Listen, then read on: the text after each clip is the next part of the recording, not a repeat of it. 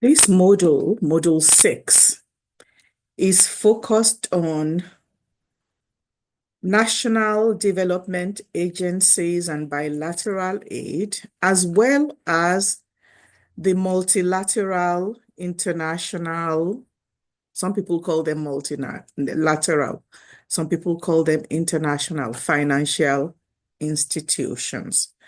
And the most prominent of those are the IMF, International Monetary Fund, and the World Bank. So let's first focus on what we find in Chapter 9 in this module 6, on national development agencies and bilateral aid.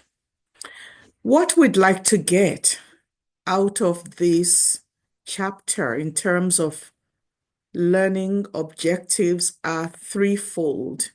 One, to understand the main terms and concepts applicable to bilateral foreign aid. Two, to learn about the different reasons why donors provide assistance and how their priorities can vary. Three, to appreciate current trends in and debates surrounding foreign aid. So here's what the chapter says in terms of an overview. This chapter gives an overview of the main actors, the modalities, and the resource flows involved in the bilateral aid that countries in the North provide to countries in the South. The chapter shows, for instance, how the size of a donor's aid program can differ greatly from its relative generosity.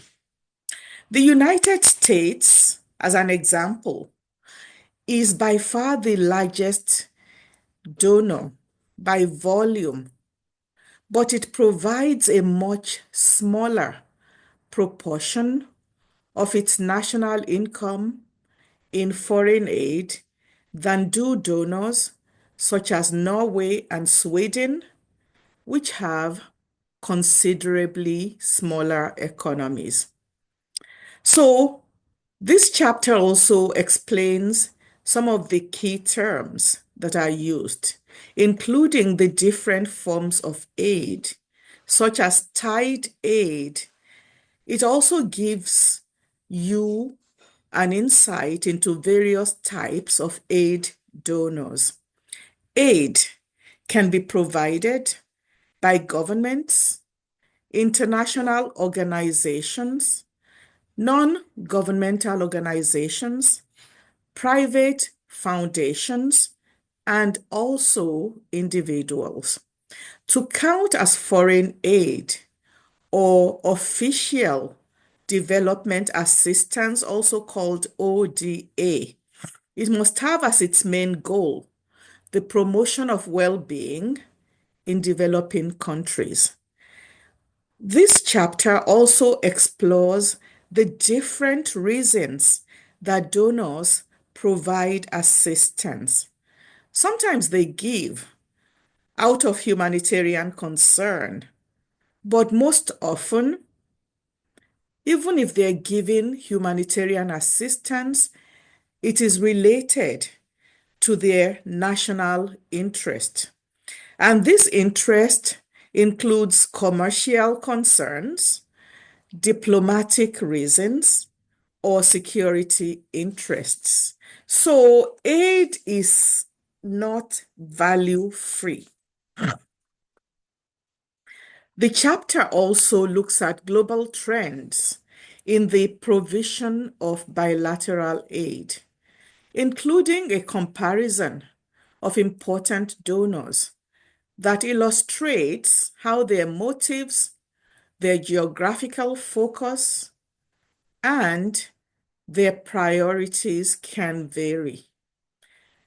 Some focus on their own security interests, while others concentrate their aid in their former colonies because they want to keep the dependency relationship going.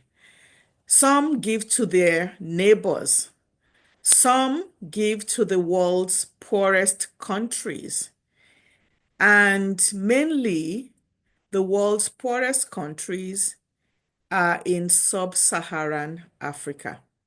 The chapter also identifies which regions, above all, sub-Saharan Africa, and which countries, these include India and Afghanistan, from 2016 to 2017, receive the most aid, as well as which ones are most dependent on aid.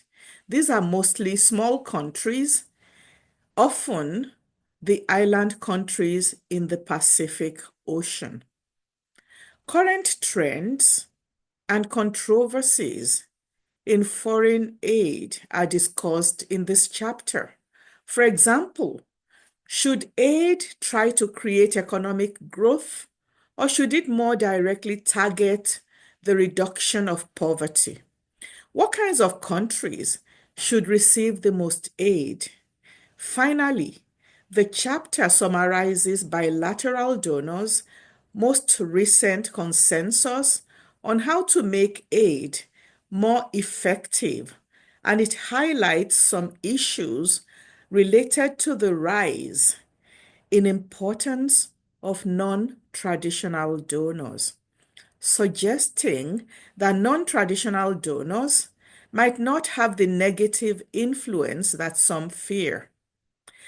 So altogether, this chapter introduces us to the main characteristics and debates regarding bilateral aid and the national agencies that contribute vast sums, totaling over $147 billion a year to international development. Something that we are not going to really talk about, but which we did address in class, is the ways in which aid is being disrupted, especially by the actions of the most powerful hegemonic country so far in the world, the United States, under the Trump administration. Okay, so let's go to the key terms. First, bilateral. Bilateral concerns agreements or relations involving only two governments. Often, this is distinguished from broader multilateral agreements, institutions, or relationships. Bilateral aid is foreign aid provided by the government of one country, usually industrialized, directly to the government of another country, usually developing. Donors. Donors are governments of countries or international agencies that provide foreign aid.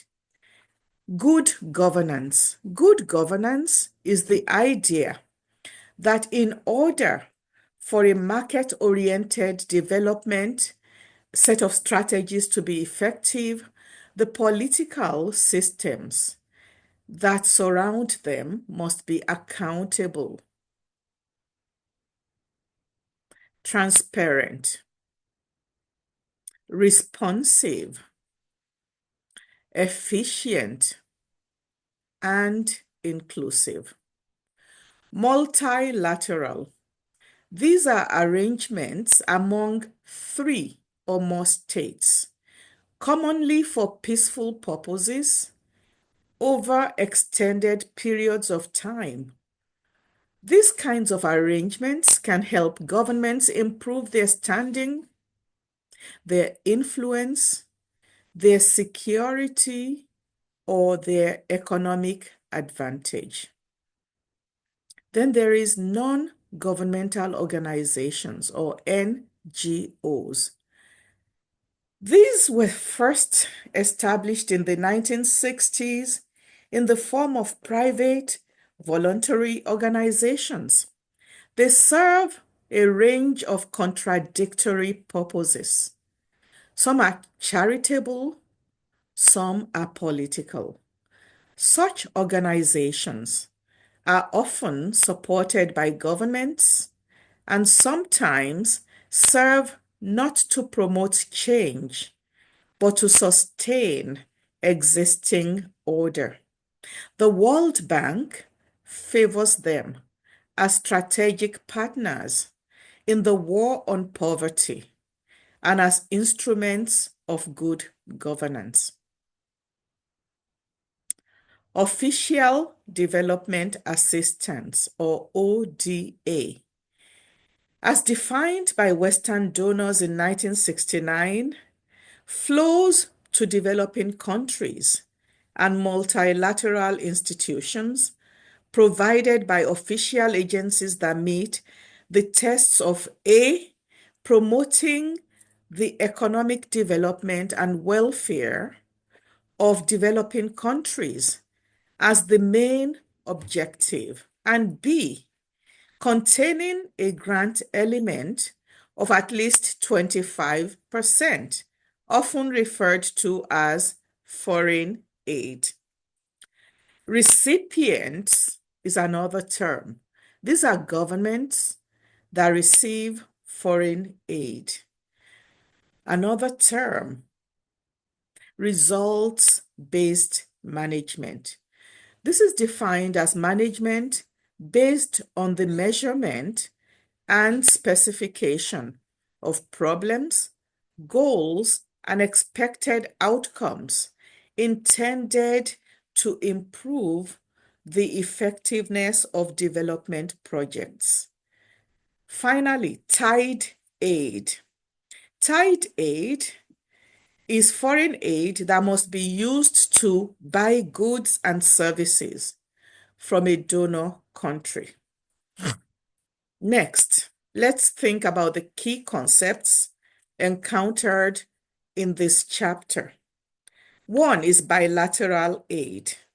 Bilateral aid represents the majority of official development assistance, or ODA. Only about 25% of ODA in 2008 was channeled through multilateral agencies.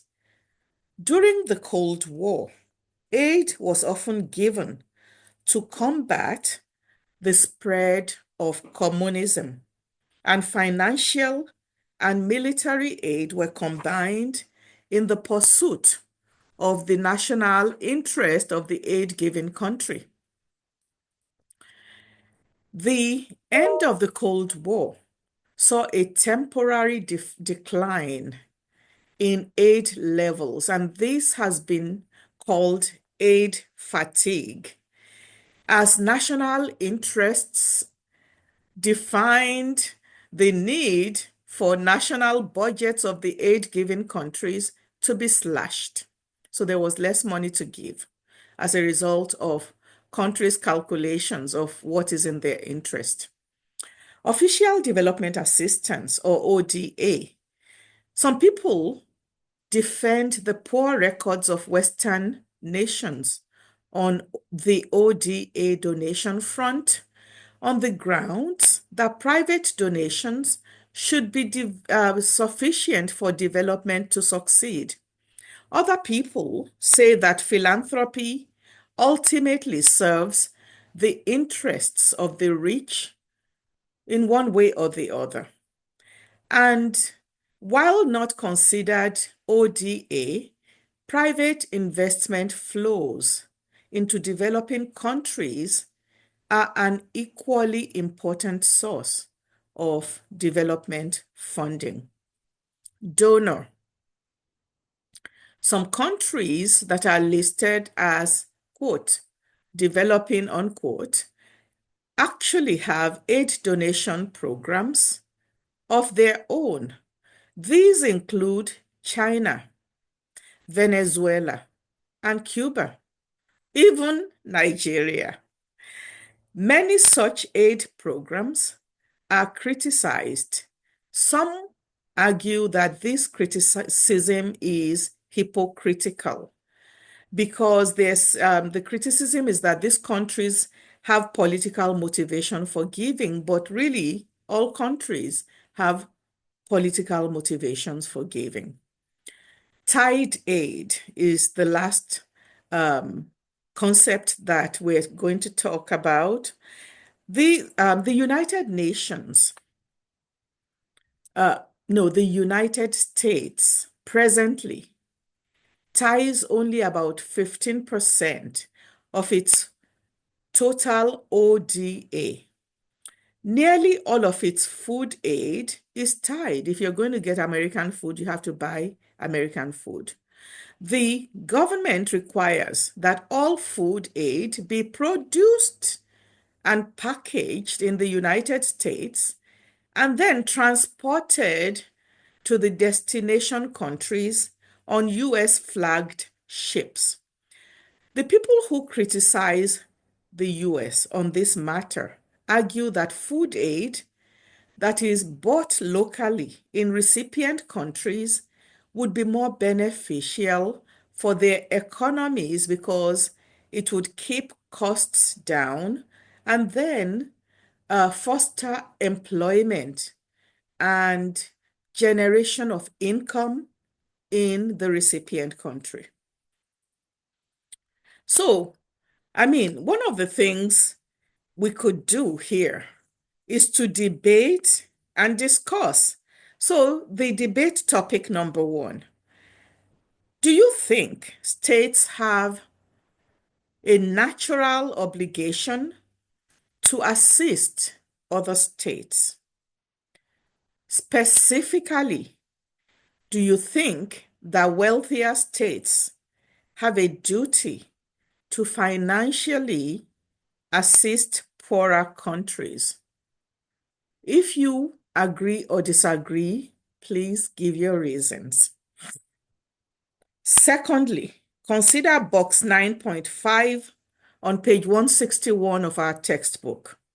Do you think that the positive attributes of DFID, the British International Development Agency, could feasibly be transferred as reforms to other countries? What about to international institutions like the World Bank? Third, what are donor motivations? What are the major motivations of donor countries in giving money for foreign aid and development? How can we determine a donor's motives by examining the projects that it chooses to fund? Who are the aid recipients? Third, let's think about the COVID-19 pandemic. How much assistance did countries give each other during and after the crisis? How effective was this aid? Let's also think about something we could debate as a fifth thing to consider. Is it unfair for donor governments to tie the aid they provide? If you say yes, why? If you say no, why? Another debate topic: should aid seek to create economic growth, or should it more directly target poverty restrictions? And then there are many, many documentaries that we can view on this. I will post them in Module 6. One of them is the price of aid. And It was actually produced here in Brooklyn, New York, by L. Tari. Um, the filmmakers are First Run Icarus Films. So this documentary highlights some of the controversies surrounding American aid donations to Africa. It focuses on food aid and how U.S. actions ultimately serve U.S.'s own economic and political interests and frequently worsen problems in recipient countries. If you remember, in class, we saw some documentaries about the ways in which globalization and, free markets are destroying local economies. This kind of taps into that sort of situation, but it looks at it from the vantage point of aid. There's also Gypsies of Slovenia. And that film, which was created in Canada by the National Film Board, sheds light on the combined efforts of various aid agencies to help the impoverished Roma people of Slovenia and Eastern Slovak village to improve their quality of life. Then there's also Dodgy Development, Defeat in India by Corporate Watch.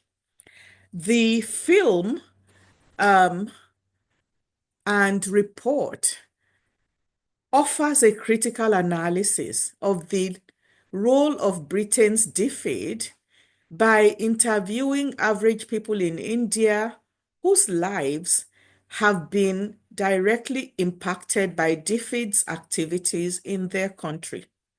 Then we have also foreign aid, the monk debates that were done in 2009. The debate is on whether foreign aid does more harm than good.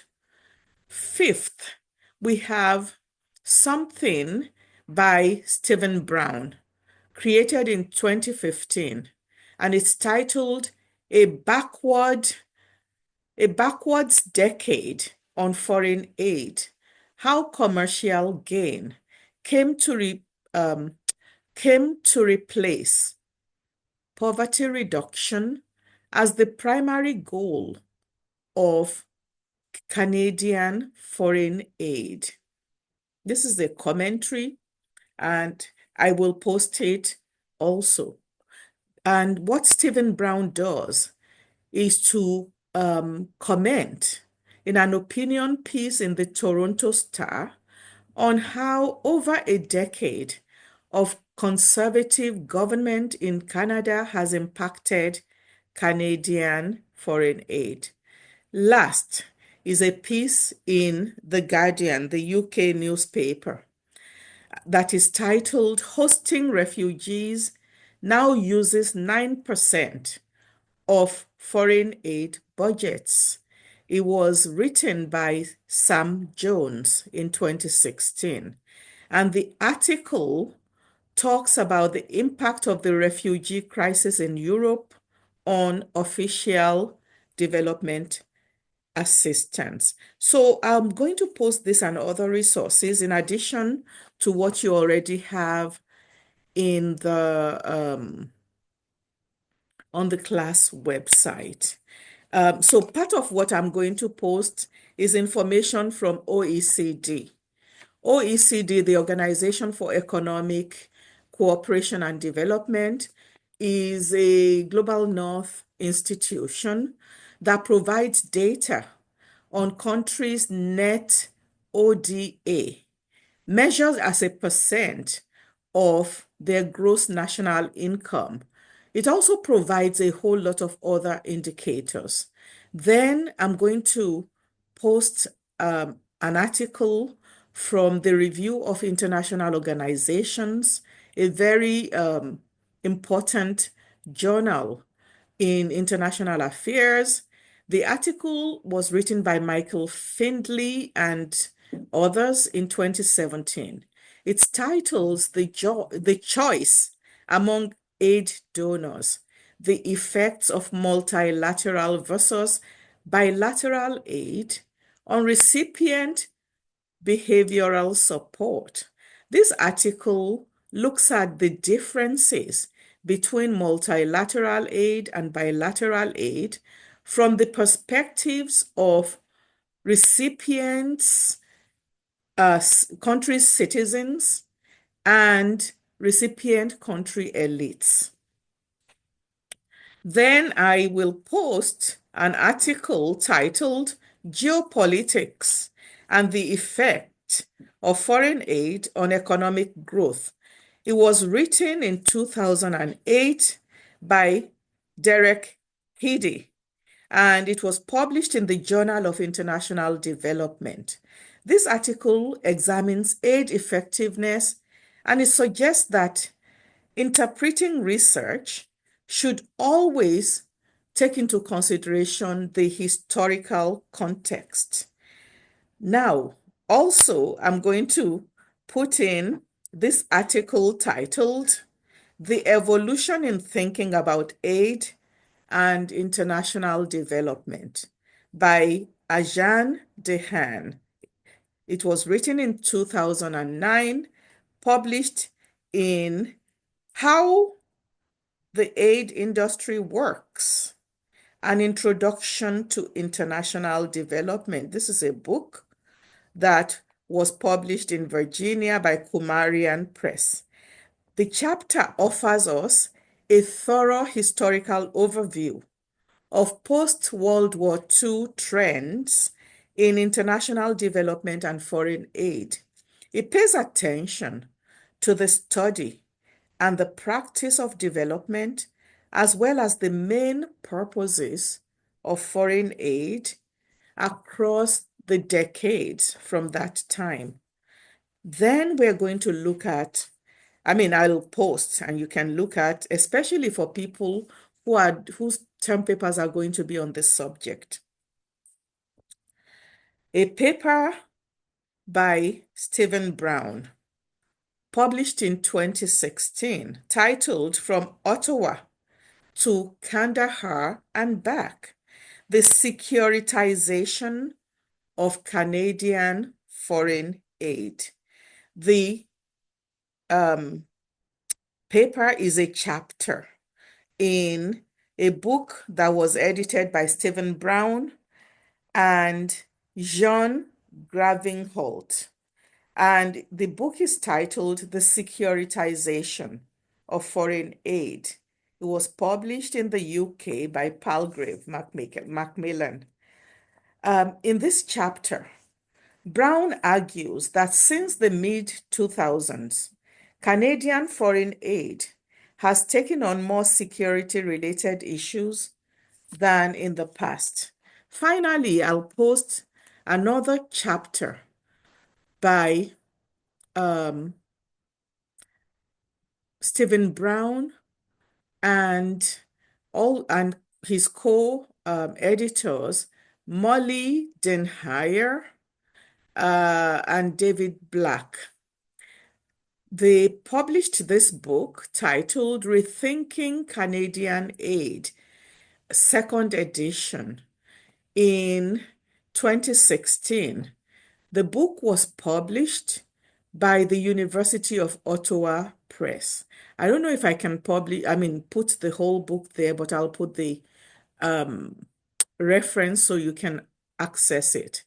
It's an edited collection on Canadian aid, and it covers various themes on how Canada approaches foreign aid.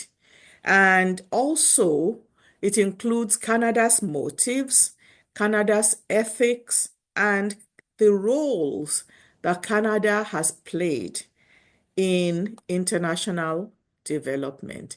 So I will stop here and I'll talk about the other part of the module, which is in chapter 10, that focuses on international financial institutions in a subsequent video.